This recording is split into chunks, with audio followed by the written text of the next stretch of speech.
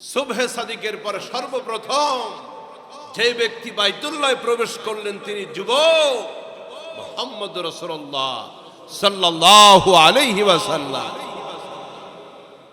নবীজি সমাধান দিলেন, যুবক বয়সে সমাজের দ্বন্দ্ব সংঘাতকে কিভাবে নিরসন করতে হবে গোটা পৃথিবীবাসীর সামনে দৃষ্টান্ত পেশ করলেন মুহাম্মদ রাসূলুল্লাহ সাল্লাল্লাহু আলাইহি ওয়াসাল্লাম।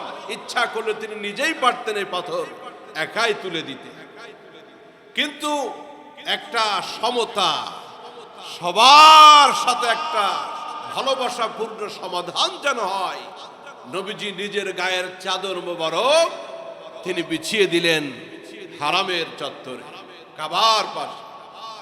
এরপরে বললেন, কুরাইশের নেতারা, অমুক গোত্রের নেতারা, বনু হাশিমের নেতারা, এই মুহূর্তে যত গোত্রের লোক উপস্থিত আছো, প্রত্যেক গোত্র থেকে, প্রত্যেক সম্প্রদায় থেকে একজন প্রতিনিধি আসো। এই যে চাদরের উপরে হযরত 7 পাথর রাখলাম, এর চতুর্দিকে তোমরা ধরবে এবং একসাথে পাথর উঠিয়ে কাবার দেওয়ালের পাশে নিয়ে যাবে। সেইখান থেকে আমি আমার হাতে ওই জায়গায় পাথরটা স্থাপন করব।